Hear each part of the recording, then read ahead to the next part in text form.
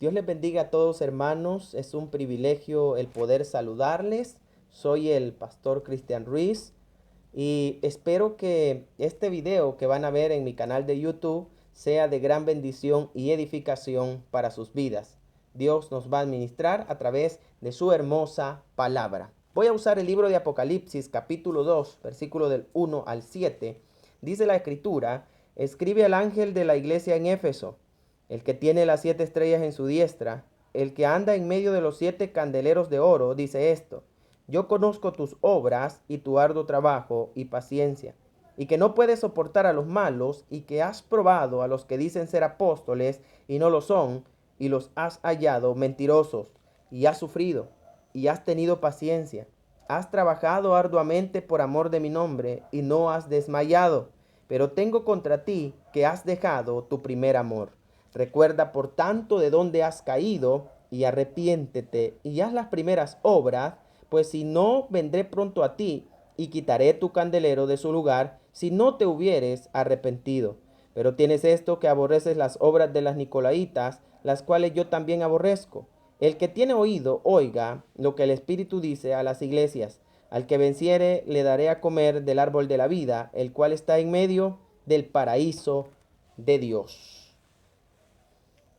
En la Biblia nosotros encontramos la mención de las iglesias del Asia Menor. Y el tema que voy a hablar es la falta del primer amor en Éfeso. La falta del primer amor en Éfeso. Como todo tiene un principio, también las cosas tienen un final. El libro de Génesis nos narra el origen de todas las cosas y la introducción del mal a la humanidad. El libro de Apocalipsis nos muestra a Cristo en gloria y la derrota final de Satanás. Esto nos debe de servir aliento a todos los creyentes en saber que hay un Dios que desde antes nos presenta a un enemigo derrotado, el cual es Satanás. El escritor del libro de Apocalipsis es Juan, el apóstol o el discípulo amado. La Biblia menciona cómo este hombre, estando exiliado en la isla de Patmos, Dios le habla en el capítulo 1, versículo del 1 al 3. Se menciona cómo Dios le habla y le da la revelación más grande. Apocalipsis significa revelación o quitar el velo.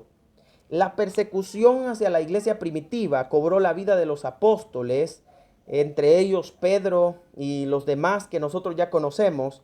Pero Juan había llegado a estar en este lugar como prisionero.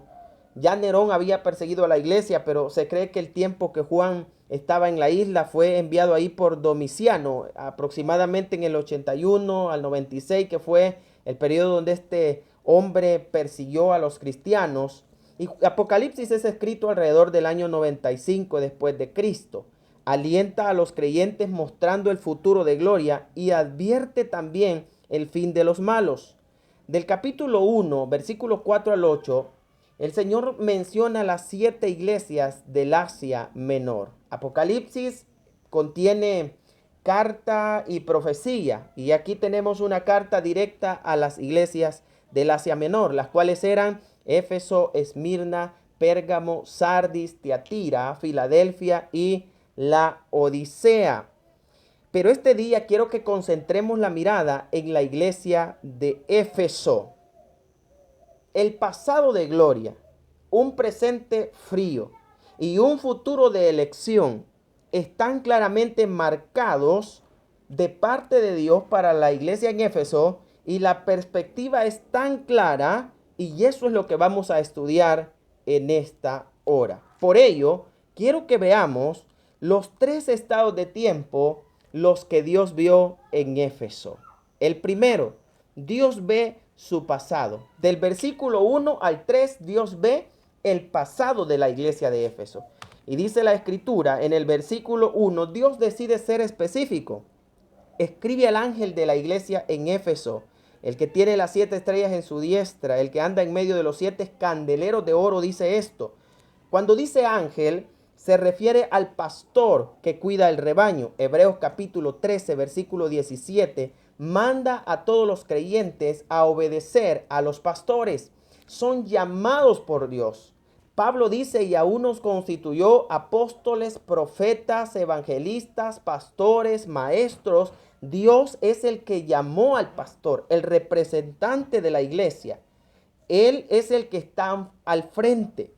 Cuando se dirige a él, le dice, escribe al ángel de la iglesia en Éfeso. Éfeso era un lugar muy rico que tenía una vida religiosa activa, pues tenían un ídolo, el contexto que rodeaba a los hermanos, un ídolo llamado Artemisa o Diana para los romanos. Era una de las principales ciudades del Asia Menor, quedaba cerca de un río. Al pasar del tiempo, Éfeso pues fue en un momento próspero, pero fue perdiendo esa prosperidad que tenía. Llegó a un punto donde se convirtió en ruinas. En el año 1926 se llevaron a cabo unas excavaciones británicas bajo el señor Wood, el que dirigía la excavación, y encuentran algunos restos de lo que fue el templo a Diana.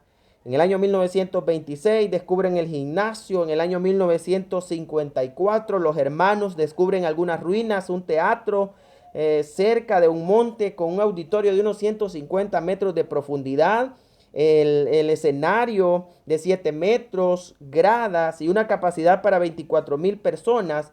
Se cree que fue ahí donde el apóstol Pablo dio su predicación del libro de los Hechos, capítulo 19, versículo 23 al 41, con que debatió con los vendedores de ídolos. Éfeso también fue el lugar donde Pablo estuvo aproximadamente 3 años. Hechos 19, 9 y 10, 20, 17 y 38. Aquila y Priscila y Apolo trabajaron en Éfeso. Hechos capítulo 18, versículo 24 al 28. Timoteo había pastoreado la iglesia de Éfeso y Pablo les había animado antes con una carta, la carta que conocemos a los Efesios.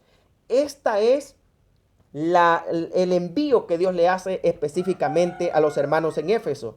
El que tiene las 7 estrellas en su diestra. Juan ya había visto que eran las 7 estrellas en su diestra. Apocalipsis 1:16 dice que son los ángeles de las iglesias, los pastores. O sea que se ve el llamado que Dios ha hecho a cada uno de los consiervos que el Señor les ha permitido ministrar el rebaño del Señor. Los 7 candeleros de oro, dice el versículo 1, era un portalámpara o un soporte para poner la luz con 7.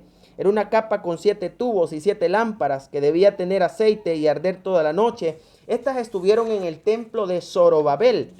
Y quiero que nosotros pensemos que así como el tronco une a los 7 brazos y sus lámparas, así Jesús estaba en medio de sus congregaciones y él sabía todo lo que estaba pasando. Entonces él les envía su autenticidad. Por eso dice esto, dice el versículo. Dice esto, el emisor es Jesucristo. En el versículo 2 les recuerda claramente lo que ellos habían hecho. Yo conozco tus obras.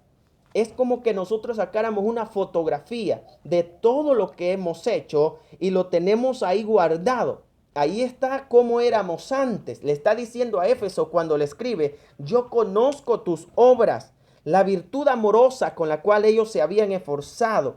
Cuando se inicia, uno entra con aquel fervor, aquel deseo, aquella entrega de querer hacer mejor las cosas. Y eso es lo que nosotros no tenemos que perder. Tu arduo trabajo y paciencia, lo difícil que habían hecho, habían sufrido, quizás habían sido perseguidos.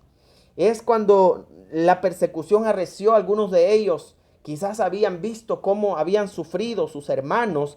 Y por eso el Señor les dice, yo sé que han tenido un arduo trabajo y una paciencia y que no soportas a los malos.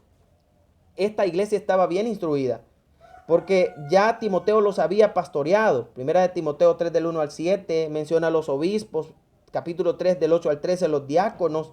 O sea que ellos sabían correctamente lo que debían de hacer. Y has probado a los que se dicen ser apóstoles. La palabra apóstol significa enviado. En este momento no eran apóstoles de Jesucristo, sino algunos que se habían levantado.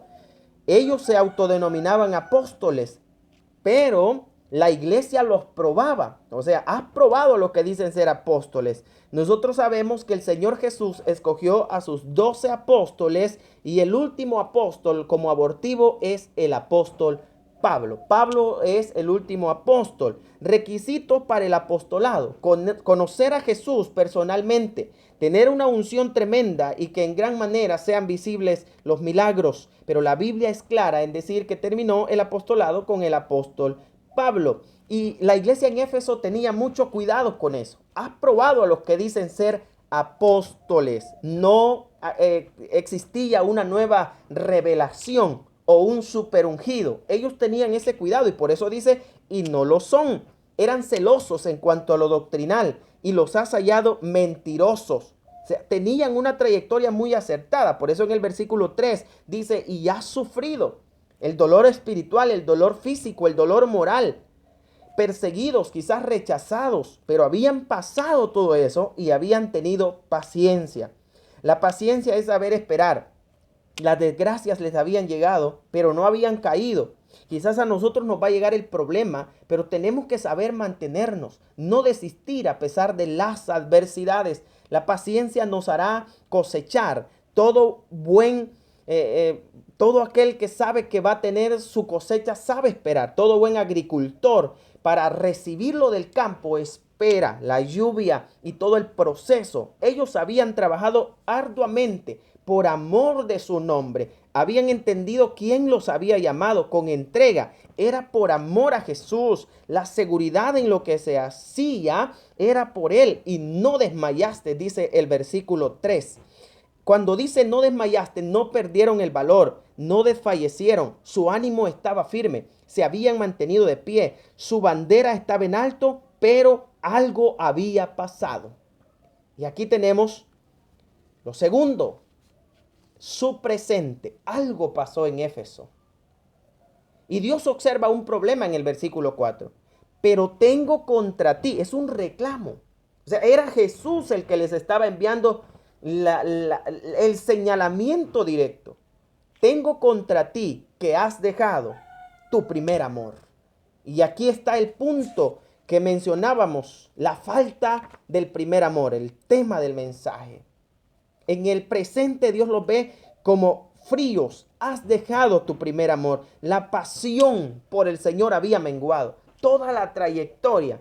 Ahora ellos estaban viviendo diferente. Toda la abnegación parece que hoy había quedado olvidada. Porque les dice, has dejado tu primer amor. En un lapso de tiempo las cosas habían cambiado. Ya el pastor ya no era Timoteo. Ya no estaba quizás Apolo, Priscila o Aquila, pero ahora el Señor les dice, algo pasó y olvidaron su primer amor. Se olvidaron del verdadero afán por servir a Dios. Se volvieron materialistas. Es posible que la indiferencia se había apoderado de sus cultos. Dios no puede ser burlado y conoce exactamente el nivel de vida espiritual que cada uno de nosotros tenemos.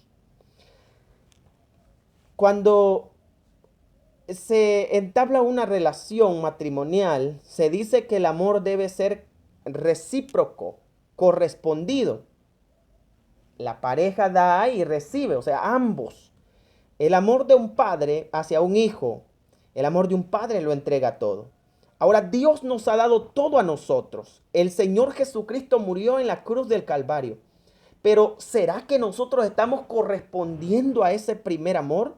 ¿O estamos fallando de ese amor y nos hemos apartado? Por eso en el versículo 5 le dice, recuerda de dónde has caído. No olviden, no se hagan descuidados. La condición que antes había tenido y la que ahora tenían no era la misma que el Señor esperaba verle. Habían olvidado sus obras, el deseo ferviente, su trabajo, lo que ya habíamos mencionado, su celo por la verdad. Antes desenmascaraban a los falsos apóstoles. No se sabe si ahora los toleraban. Antes rechazaban toda doctrina errada. Pero no sabemos si en este momento ya ellos la estaban quizás por adoptar. Pero más adelante vemos que todavía seguían teniendo una parte activa contra eso. Pero el Señor les dice, no me gusta el presente. El sufrimiento y la paciencia ya no era parte de su diario vivir. Trabajaban por amor de su nombre. Quizás ya no habían trabajado eso, sino que ahora estaban trabajando por otros intereses. Cuando se pierde el primer amor, se pierde la vivacidad o la vida espiritual. empezamos a volvernos tan alejados de Dios. Estamos casi por obligación y no por amor. Desempeñamos los privilegios dentro de la congregación simplemente por salir del compromiso, pero no porque estamos aferrados al Dios que nos ama y que nos ha llamado. Al Señor se le debe amar cuando todo está bien, pero cuando las cosas también están saliendo difíciles. Uno tiene que entender que el amor de Dios no podemos condicionarlo. La Biblia dice, amarás al Señor tu Dios con toda tu corazón, con toda tu mente y con todas tus fuerzas. Y el Señor les llama a arrepentirse en el presente. Arrepiéntete. Si Jesús les dice arrepiéntete, es porque les amaba y les daba una nueva oportunidad. Ellos aún se congregaban y estaban sirviendo a Dios y eso es bueno. Si usted como creyente ha perdido el primer amor, pero está haciendo el esfuerzo y tiene todavía aquel deseo de asistir a la congregación, es porque Dios está tocándole para que su amor sea el primer amor y esté fervoroso. Todo estaría diferente. El problema era que la pérdida del primer amor era visible. Y esto nos enseña lo tercero. El Señor les muestra el futuro. Mire qué bien el futuro. El versículo 5 dice, porque si no es un cambio de actitud, si ellos no se arrepentían, del versículo 5 al 7, si ellos no se arrepentían, vendré pronto a ti y quitaré tu candelero de su lugar. O sea, pronto a ti, el tiempo es breve y el cambio les podía llegar. No es otro día que uno tiene que desesperarse por amar a Dios, es hoy. No es que si lo voy a hacer después, no, es hoy. Dios les estaba diciendo, háganlo, porque si no, les da una advertencia para el futuro. Quitaré de tu candelero de su lugar. Lo que les está diciendo, ustedes van a tener serios problemas. Quizás cuando le está diciendo quitaré el candelero de su lugar, es posible que iban a perecer. Ellos ya no podían estar en pie como miembros, como parte del cuerpo de Cristo. Su vida misma podía correr peligro porque no estaban entregándose a Dios. El creyente que no se aferra a Dios totalmente es un creyente que no tendrá convicciones. Y los problemas lo arrastran porque no está en el primer amor, se aparta de Dios. Le da todo igual, no le interesa, se vuelve una persona apática, se vuelve alguien que por obligación. El problema es cuando viene la desgracia. Si no te hubieses arrepentido, o sea, el objetivo del enviarles el mensaje, el Señor, es para que ellos se arrepintieran. Pero si no te arrepientes, después de ser advertidos, nosotros tenemos que cambiar de actitud. Si usted le dan un consejo es para bien. Cuando a alguien le dan una recomendación es para que mejore. Las señales de tránsito son para advertirnos. Pues Dios les dice, si ustedes no hacen caso, en el versículo 5, si no se arrepienten, es una advertencia que Dios les da. Y Dios nos da la oportunidad de que nosotros podamos mejorar cada día. Pero en el versículo 6 les dice algo interesante. Pero tienes esto. Aquí vemos que Dios ve hasta lo más mínimo detalle. Lo poco que nosotros podemos hacer, hagámoslo bien. Hagámoslo de corazón porque Dios los mira y los elogia. Aborreces a los nicolaitas. Los nicolaitas, según los historiadores, eran seguidores de un tal Nicolás. Probablemente fue que este mismo que afectó a la iglesia de Pérgamo, estas enseñanzas en el libro de Apocalipsis 2:15. Esta secta permitía que los cristianos tuvieran un gran libertinaje, pudiendo mezclar lo pagano y lo santo. Viviendo inmoralmente, ellos creían que podían servir a Dios. Ireneo, Clemente y Tertuliano aseguraban que había sido Nicolás de Antioquía el que se había desviado, o sea, uno de los diáconos, Hechos capítulo 6, versículo 5, que se desvió de la palabra del Señor y comenzó a caer en estos tipos de prácticas heréticas. Desaparecieron aproximadamente por el año 200 después de Cristo, pero sutilmente la obra de los nicolaitas puede querer tocar la puerta en muchos lugares. Que te digan a ti que puedes vivir como quieras, que te digan que puedes hacer lo que tú quieras. No, el que está en el primer amor sabe que hay un Dios que está viendo todas las cosas. Y el Señor dice, yo aborrezco estas prácticas de los nicolaitas. Es ahí donde deducimos que Dios estaba interesado en que ellos no fueran a mezclarse con las cosas malas y que pudieran tener el primer amor ferviente. Pero el versículo 7 claramente les marca el Señor lo que habría de pasar. Dice, el que tiene oído, oiga lo que el Espíritu dice. O sea, la sensibilidad de los oidores de este mensaje debían tener un oído agudo. Nadie le conviene ignorar la voz de Dios. Quizás usted puede enojarse con X o Y persona por algo que le diga, pero con Dios no, porque Dios conoce todo lo que nosotros hacemos. Quizás usted diga, no, pero es que a mí todavía no me han visto en lo que yo ando haciendo, pero ha perdido el primer amor y su futuro está en peligro. Necesita tener el primer amor para ver la gracia, el poder y la gloria del Señor obrando maravillosamente.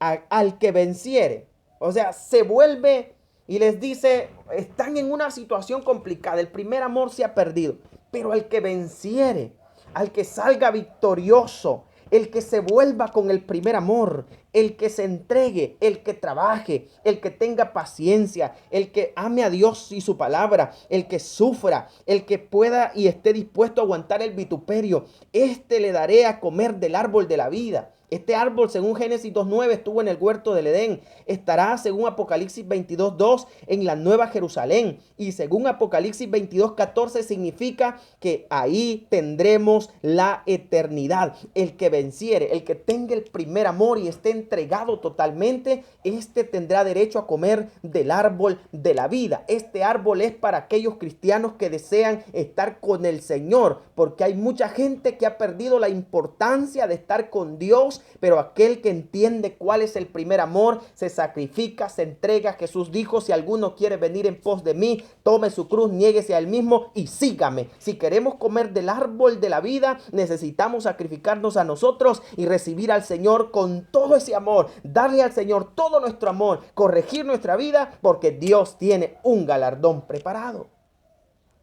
Está en medio del paraíso de Dios, la morada que Dios ha preparado, donde el resplandor será la gloria del mismo. Este es un futuro que el Señor les pone a ellos. O sea, les conviene el primer amor para que les vaya bien. Esto prepara el corazón para que con toda sinceridad ellos pudieran decidir tener un cambio de vida. El futuro es resaltante. Dios tiene cosas preparadas, pero hay que estar en el primer amor. Que usted sienta la desesperación de estar en la iglesia, pero es el primer amor, de estar viendo en su casa, alimentándose en fe, involucrado en todo, porque usted está en el primer amor. Y el Señor está interesado en que estemos en el primer amor. Le pregunto a usted en esta hora, ¿cree que estamos en el primer amor? ¿Cómo podríamos demostrar que estamos en el primer amor? Eso es para que reflexionemos. Pero si hay una enseñanza céntrica para la iglesia de Éfeso, es que no debían de perder el primer amor.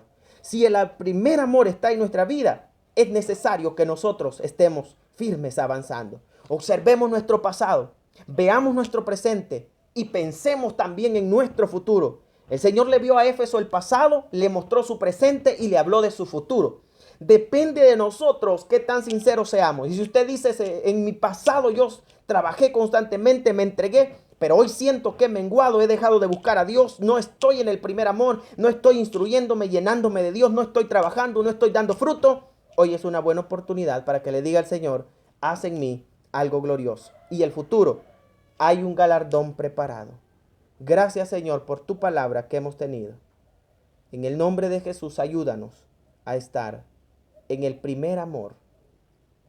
Queremos servirte porque tú eres bueno y poderoso. Padre, oro por aquellos que van a ver este video, que tú los puedas bendecir y ministrar con el poder glorioso del Espíritu Santo. En el nombre de Jesús, ayúdanos a estar en el primer amor. Amén. Espero que este mensaje te haya edificado y será hasta la próxima. Que Dios te bendiga.